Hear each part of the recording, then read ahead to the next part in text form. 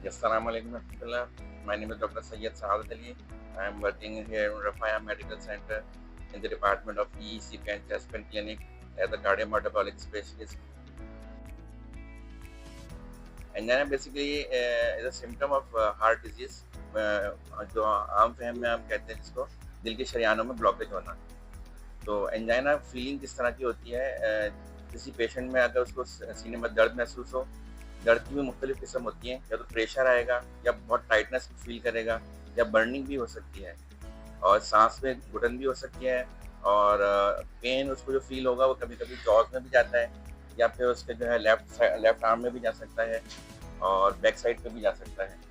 तो और इसके साथ एसोसिएटेड जो सिम्टम्स होते हैं उसमें आपका वॉमिटिंग या नौजिया फील होना, यानी आपको उल्टी आ सकती है, मतली हो सकती है, पसीना आपको बहुत ज़्यादा आ सकते हैं। तो जब कभी कोई ऐसी कैफियत आपको हो तो बहुत ज़्यादा कंसिडर किया जाए कि एंजाइना रूल आउट कर लिया जाए तो बहुत बेहतर है। तो इसमें आप किसी करीबी कार्डियक सेंटर में जाके अपनी ईसीजी वगैरह करवाएं, वहाँ फ़ौरन अपने चेकअप करवाइए। तो ये जो अलामत जो है एंजाइना से रिलेटेड होते हैं।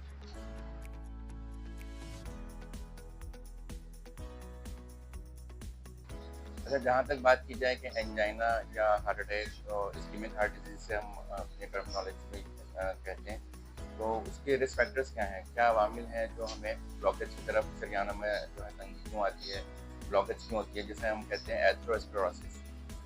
इसमें कुछ अवामिल जो है तो डिजीज़ ऐसे हैं जो इसको एथेरोस्क्लेरोसिस के प्रोसेस को इन्हांस करते हैं, जिनमें डायबिटीज़ है, हाइपरटेंशन है, डिस्लिपिडीमिया है। और कुछ अवामिल हमारे ख्याल में होते हैं जिसमें हम कहते हैं आम फहम में हम इस्तेमाल करें तो बदतमीज़ी जिसे कहते हैं। उसमें एडिक्शन है, तंबाकू, सिगरेट, गुटखा वगैरह और ये जंक फूड का बहुत ज़्यादा इस्तेमाल, बाहर की जो भी बाहर की चीज़ें हैं, कहीं में बनी हुई चीज़ें हैं, इनका इस्तेमाल जो है वो काफ़ी हद तक देखा गया कि दिल के अमराज का बढ़ने में सबब बनते हैं।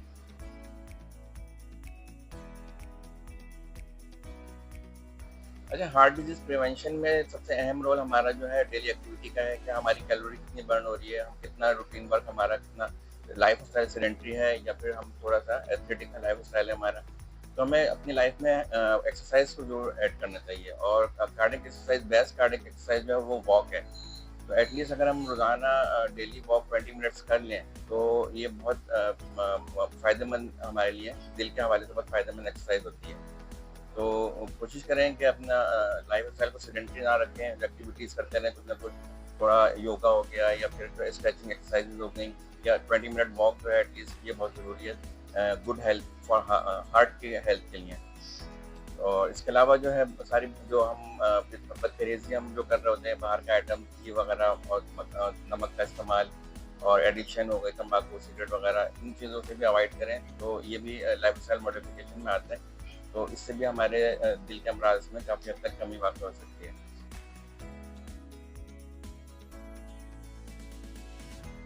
अच्छा, जब एंजाइना की बात की जाए तो फिर उसमें आता है कि भाई अगर किसी पेशेंट को एंजाइना यानी उसको इस्कीमिक हार्ट डिजीज़ शरियानों में ब्लॉकेज का मसला हमें डायग्नोस हो गया है, ठीक है? तो अब क्या नेक्स्ट स्टेप क्या होता है? फिर नेक्स्ट स्टेप जो है एंजियोग्राफी, उसमें हमें पता चल जाता है कि ब्लॉकेज किस टाइप की है। अगर ब्लॉकेज स्टेंट वाली होती है, यानी उसमें अगर हम स्टेंट लगा सकते हैं तो फिर उसको कहते हैं एंजियोप्लास्टी है। यानी एक से ज़्यादा शरेयान बंद होती है और ऐसी जगह से बंद होती है जहाँ पे हम स्टेंट नहीं लगा सकते, तो फिर ऐसी कंडीशन में हमें बाईपास की तरफ जाना पड़ता है। तो कहते हैं कैबेज की आम फहम में यूज़ करते हैं या ओपन हार्ट सर्जरी भी कहते हैं। तो ये 2 ऑप्शन हमारे पास क्लास 1 मतलब क्लास 1 में इंडिकेशन में आ जाते हैं। फिर क्लास 2 में हमारे पास दूसरा ऑप्शन है, वो लेटेस्ट एडवांसमेंट जो आजकल हो रही हैं, उसमें जो शामिल है वो ECP therapy, external enhanced counter pulsation therapy जो है, वो एक बहुत मुफीद किरदार अदा करती है। और इसके साथ ईएसएमआर हो गया, एथिलेशन थेरेपी हो गई, ये भी लेटेस्ट एडवांसमेंट में आती हैं।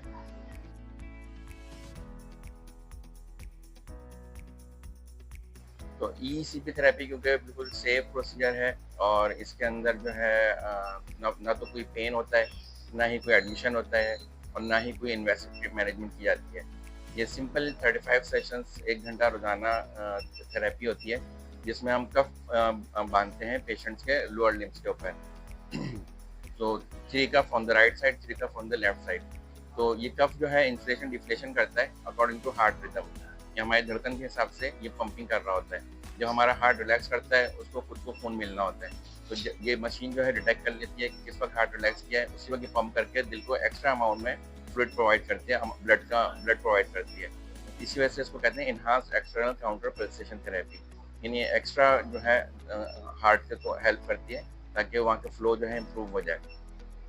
जब ये थेरेपी 35 डेज तक 1 आवर डेली रेगुलर वे में होती है, तो उसके कुछ बेनिफिट्स देखने में आए हैं रिसर्च के बाद, जिसमें नई शरेयानें बनने का एक अमल होता है जिसको हम कहते हैं एंजियोजेनेसिस। तो एंजियोजेनेसिस बेसिकली एक प्रोसेस है जिसको आम टाइम में हम कहेंगे कुदरती बाईपास होना, नेचुरल बाईपास भी कहते हैं इसको। तो ये प्रोसेस इंड्यूस हो जाता है by the way of EECP therapy.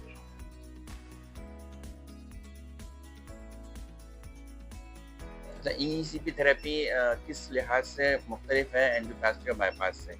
तो सिंपल वे में तो हम ये कहेंगे कि नॉन इन्वेसिव है, मतलब इसमें ना तो कोई इंजेक्शन है, ना ही कोई इसमें आप दिल तक तार जा रहा है, ना आपका हार्ट ओपन हो रहा है, ना ही कोई अंदर आपके स्टेंट लगाया जा रहा है, बल्कि एक बैरूनी काम है। सिर्फ सिंपल आपने आके एक बेड के ऊपर लेटना है और आपको जस्ट लाइक आपको आप घर पे अगर अपने किसी से टांगे दबाते हैं तो जस्ट लाइक आप जैसे कोई आपकी टांगे प्रेस कर रहा है, तो ये इन्फ्लेशन डिफ्लेशन होता है इसमें, मतलब हार्ट रिदम के हिसाब से आपको कंप्रेशन हो रहा होगा, टांग जो है कंप्रेस होगी, फिर थोड़ी देर में रिलैक्स हो जाएगी। तो इसमें जितने भी आपके लोअर लिम्स के अंदर ब्लड वॉल्यूम होता है उसको दिल की तरफ प्रोवाइड भेजा जाता है एक्स्ट्रा अमाउंट में, ताकि जो है दिल की फ्लो बेहतर हो जाए। और इस तरह के रेगुलर प्रोसेस से फिर नई शरेयानें बनने का अमल स्टार्ट हो जाता है, जिसे हम नेचुरल बाईपास कहते हैं। तो ये इस तरह से डिफरेंट है कि इसमें ना तो कोई पेन है और ना ही कोई आपका ऑपरेशन, कोई सर्जरी हो रही है। रिलैक्स होकर आपने लेटना है, बस आपने थोड़ा रेगुलर रहना है, 35 सेशंस जो है आपने इसमें रेगुलर रहना होता है। तो बस ये इसके थोड़े से एफर्ट्स हैं इसमें, अदरवाइज इसमें ना तो कोई पेन है, ना ही कोई मेडिसिन है, और बस इसमें आपने रेगुलर रहना होता है।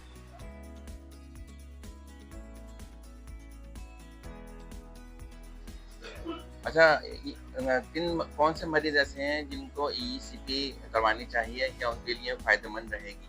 देखिए, ईईसीपी एफडीए जो रिकमेंड करता है ना, वो उन पेशेंट्स के लिए करता है जिनको रिफ्रैक्टरी एंजाइना हो या हार्ट फेलियर के पेशेंट हो, यानी जिनका दिल कमज़ोर हो गया हो या फिर उनको चलने में दरअसल वॉक करते हैं, जीना करते हैं तो फ़ौरन सीने में दर्द महसूस करने लग जाए, तो ऐसे मरीज़ को कहते हैं कि एंजाइना होना। तो वो एंजियोप्लास्टी भी करवा चुके हों, बाईपास भी करवा चुके हों, मेडिसिन भी उनकी फुल चल रही हो, फिर उसके बावजूद उनको जो है सीने में दर्द आ रहा हो चलने में, या सांस फूल रहा हो दिल कमज़ोरी की वजह से, तो ऐसे दोनों पेशेंट्स को रिकमेंड किया जाता है एफडीए ने, और एएचए और ईएससी सब रिकमेंड करते हैं कि EECP therapy could be beneficial for them. तो उन ऐसे मरीजों को ज़रूर ईईसीपी अटेम्प्ट करनी चाहिए, क्योंकि इसका कोई साइड इफ़ेक्ट नहीं है और इसके बेनिफिट होने का चांस 85% तक है। तो इसलिए ईईसीपी थेरेपी की तरफ ज़रूर पेशेंट्स को, ऐसे मरीज को आना चाहिए जिनका सारे ट्रीटमेंट्स करने के बावजूद भी उनको एंजाइना हो और उनको सांस फूलने की शिकायत हो।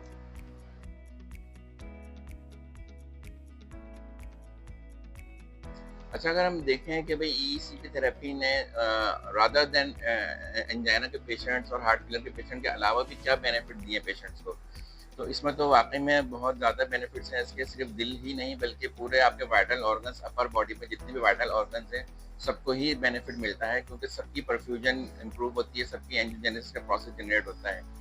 खासतौर पे अभी रिसर्च हो रही है और मतलब कुछ जगहों पे, कुछ सेंटर्स में स्ट्रोक के ऊपर भी काम हो रहा है, स्ट्रोक रिहेबिलिटेशन पे काम हो रहा है। यानी ऐसे मरीज जिनको फालिज का असर हो जाता है, तो उन मरीजों में भी ईईसीपी का बहुत बेनिफिट देखने में आ रहा है, क्योंकि जिस तरह दिल की नई शरेयानें बनाती है ये, इस तरह दिमाग की भी नई शरेयानें बन जाती हैं, तो उसमें काफ़ी हद तक रिकवरी मैंने खुद अपने पेशेंट में देखी है। अच्छा, इसके अलावा शुगर के मरीज़ हैं, उनकी शुगर बहुत बेहतर होते हुए देखी है। कुछ पेशेंट्स की हमें इंसुलिन कम करते करते बंद करनी पड़ गई और उनकी मेडिसिन बहुत कम हो गई, बीपी बहुत बेहतर होने शुरू हो जाते हैं, ब्लड प्रेशर के मामला जो है उसमें बहुत इंप्रूवमेंट देखने में आती है, मेडिसिन की डोज कम हो जाती हैं। इसके अलावा जॉइंट पेन पेशेंट ने बहुत अच्छा हमें रिस्पॉन्स दिया कि उनकी बॉडी में पेन था, खासतौर में नी जॉइंट पेन। एक पेशेंट था, उसने बताया कि हमारे नी जॉइंट में तो बहुत अरसे से पेन था, वो काफ़ी हद तक सबसाइड हो गया, ख़त्म हो गया। इसी तरह और भी मामला आते हैं, जैसे नींद ना आने के मामला होते हैं, पेशेंट के इंसोम्निया के डिस्टर्बेंस होती है, उसमें काफ़ी इंप्रूवमेंट देखने में आता है। और डेली लाइफ एक्टिविटी बहुत इंप्रूव हो जाती है, पेशेंट अपने आप को बहुत हेल्दी महसूस करता है। तो ये एंजाइना और हार्ट फेलियर के अलावा भी इसके बहुत ज़्यादा फ़ायदे हैं, तो ये ज़रूर पेशेंट्स को, उनको मरीज़ों को ज़रूर अवेल करनी चाहिए।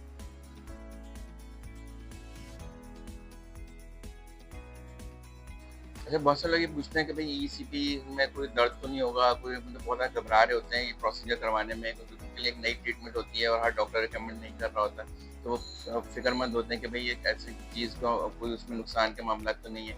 तो उनके लिए ये मैं बता दूँ कि ECP is the safest procedure cardiovascular disease के अंदर। इसमें आप बल्कि आपको सुकून मिलता है, कुछ पेशेंट्स मेजॉरिटी ऑफ पेशेंट हमारे पास आके सो जाते हैं, उनको इतना इतना आराम मिलता है कि वो सो जाते हैं, कोई पेन वगैरह इसमें फ़ील नहीं होता। ना ही कोई घबराहट होती है, ना ही कोई इसमें एंजाइना इंड्यूस होता है। बहुत से लोग कहते हैं भई क्या लेटने के बाद हम जब थेरेपी करा रहे होंगे हमें एंजाइना तो नहीं हो जाएगा?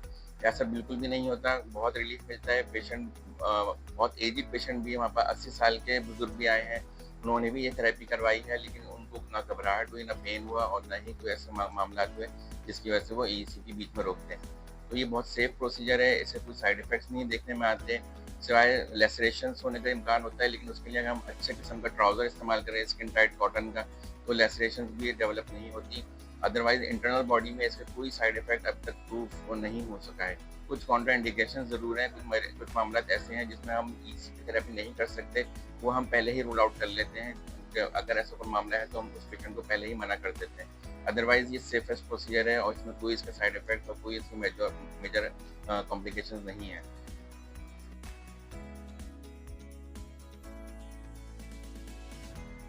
अच्छा, एक और बात मैं बताऊँ कि कुछ पेशेंट पूछते हैं कि भई ईसीपी करा ली तो अब हमें दोबारा ज़रूरत तो नहीं पड़ेगी या इसका रिस्पॉन्स कब तक रहता है? ये कब तक इसके फ़ायदे हमें देखने में आते हैं? तो ये पेशेंट टू पेशेंट डिपेंड करता है, पेशेंट के ब्लॉकेज के ऊपर डिपेंड करता है, उसकी एज के ऊपर, उसके लाइफ़स्टाइल के ऊपर। सबसे अहम चीज़ लाइफ़स्टाइल है। अगर आपने लाइफ़स्टाइल को मॉडिफ़ाई कर लिया तो ये बहुत लंबा चलता है। कुछ पेशेंट तो हमारे पास अभी तक दोबारा उनसे राब्ता रहता है हमारा, उनको अभी तक दोबारा कोई कंप्लेंट नहीं हुई। तो उस लाइफ़स्टाइल मॉडिफ़िकेशन में आपने जो है एडिक्शन से प्रिवेंशन है, कोई भी आपने तम्बाकू, सिगरेट वगैरह का इस्तेमाल नहीं करना, जंक फूड नहीं इस्तेमाल करना, घी घी वाली चीज़ें इस्तेमाल नहीं करनी, नमक का इस्तेमाल कम रखना है और अपनी मेडिसिन प्रॉपर लेनी है, रेगुलर लेनी है। एक्सरसाइज़ जिसमें बेस्ट एक्सरसाइज़ जो है आपकी वॉक है, एटलीस्ट 20 मिनट रोज़ाना वॉक करनी है। तो ये चीज़ अगर आप कर रहे हैं तो ये लॉन्ग लास्टिंग रहता है और दोबारा आपको वो सिम्पटम नहीं होते जो आपको पहले ईसीपी से पहले हो रहे होते हैं। तो ये तो इसका बेनिफिट है। कुछ पेशेंट जो दोबारा से अपना लाइफ़स्टाइल वैसे ही बदतमीज़ी की तरफ ले जाते हैं, तो उनमें जो है फिर दोबारा कंप्लेन हो सकती है, दोबारा उनका एंजाइना हो सकता है, फिर वो हमारे पास दोबारा भी आ जाते हैं। तो उसका रेशियो बहुत कम है, लेकिन वो फिर आप 6 महीने बाद भी दोबारा करा सकते हैं अगर आपको कंप्लेन महसूस हो रही है, तो 1 साल बाद दोबारा करा लें। अच्छा, कुछ पेशेंट जो है रूटीन में विदाउट एनी कंप्लेन करवाते हैं, जस्ट लाइक हम जिम जॉइन करते हैं अपनी बॉडी हेल्थ के लिए, उस तरह उसको एक जिम के तौर पे इस्तेमाल करते हैं और हर साल आके कुछ हफ्तों के लिए इसको करवा के जाते हैं, ताकि उनका हार्ट जो है वो हेल्दी रहे और वाक़ई उनको काफ़ी इम्प्रूवमेंट महसूस होती है कि उनकी लाइफ जो है वो प्रीवियस रूटीन के मुकाबले बहुत बेहतर हो जाती है। अच्छा, अगर हमें कुछ पेशेंट्स हमसे ये पूछते हैं कि भई इसकी एज लिमिट कोई है कि नहीं या जेंडर लिमिट कोई है कि नहीं, तो इसमें मैं बता दूँ कि इसमें एज लिमिट ये है कि भई ज़ाहिर है कोरोनरी आर्टरीज़ ज़्यादातर 35, अब तो 35 तक पहुँच गई है, अब तो 30s में भी एमआई होते हैं। तो यूँ समझ लें 30 से अबव अप टू 80 इयर्स, मतलब जो भी कोरोनरी आर्टरीज़ का पेशेंट है, तो वो करवा सकता है। अप टू 80 इयर्स उसको लिमिट दी गई है। 80 इयर्स से अबव अभी रिकमेंडेड नहीं है। लेकिन अगर पेशेंट की हेल्थ पे डिपेंड करता है, वो हेल्थी 80 के बावजूद अगर उसकी हेल्थ इनफ है कि वो उसके प्रेशर्स को बर्दाश्त कर सके, उसकी बॉडी पे इतना मास मौजूद है कि वो उसके प्रेशर्स को बर्दाश्त कर सके, तो 80 अबव 80 इयर्स भी करवा सकते हैं। उनकी हेल्थ पे डिपेंड करता है। तो इसमें इस तरह देखा जाए तो एज लिमिट इसमें कोई नहीं है कोरोनरी आर्टरी डिजीज़ के पेशेंट्स के हवाले से। और अगर हम देखें जेंडर वाइज़ भी इसमें कोई डिफरेंस नहीं है, मेल और फीमेल दोनों के लिए बेनिफिशियल है और दोनों किसी के लिए इसमें कोई रुकावट का बाइस नहीं है कि भाई वो अगर मेल है या फीमेल है, कोई उसमें रुकावट वाली कोई बात नहीं है। दोनों ही इसको करवा सकते हैं। और जहाँ तक इसमें को एक अहम चीज़ ये भी है कि भई ये थेरेपी आखिर किसने मतलब कहाँ से आई है और इसका क्या इसको रिकमेंडेशन मिली है कि नहीं मिली, कौन से इदारे जो हैं इसको एंडोर्स करते हैं। तो इसमें जितने भी मेजर हमारे पूरे वर्ल्ड के ऑर्गेनाइजेशंस हैं, जो कार्डियोवैस्कुलर सिस्टम से हम प्रोटोकॉल्स और गाइडलाइंस लेते हैं, या एंजियोप्लास्टी बाईपास वगैरह का मामला जो सब गाइडलाइंस के थ्रू चल रहा होता है। तो इसी तरह ईसीबी की भी गाइडलाइंस और प्रोटोकॉल्स जो हैं उन्हीं ऑर्गेनाइजेशंस ने बनाई हैं और उन्होंने ही इसको अप्रूव किया है।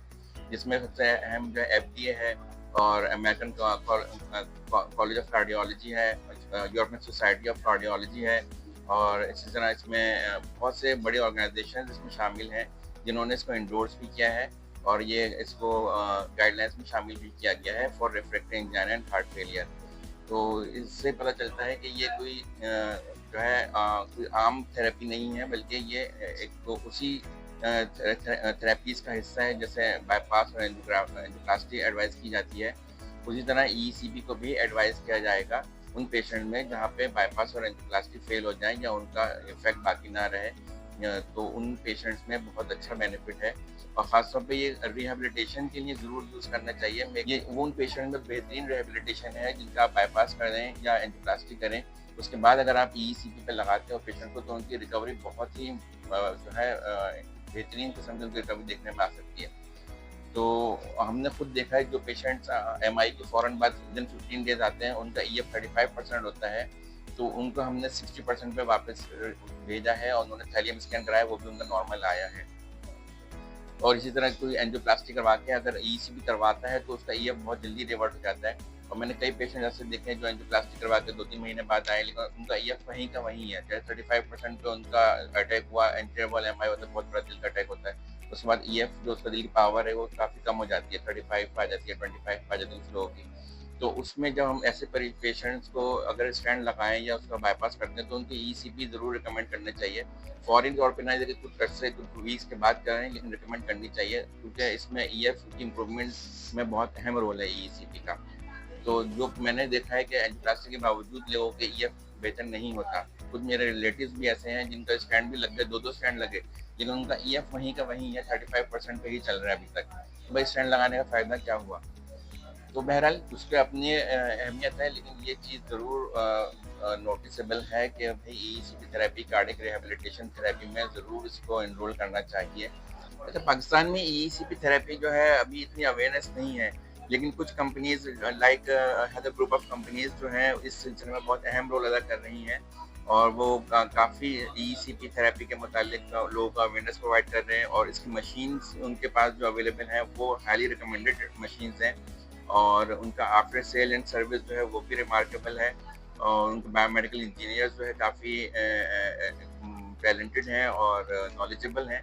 तो मैं रिकमेंड करूँगा कि जो भी अफराद, ऑर्गेनाइजेशंस या डॉक्टर्स ईसीपी मशीन के हवाले से जो भी इंफॉर्मेशन चाहते हैं, या उसके परचेज़ के हवाले से जो भी उनको इंफॉर्मेशन चाहिए, वो हैदर ग्रुप ऑफ कंपनीज़ से रब्ता करें, क्योंकि सब वाहिद कंपनी पाकिस्तान में अवेलेबल हमारे पास हैदर ग्रुप ऑफ कंपनीज़ है, जो कि इस सिलसिले में बहुत अहम रोल अदा कर रही है। ये देखिए बहुत अहम थेरेपी है ईसीपी थेरेपी।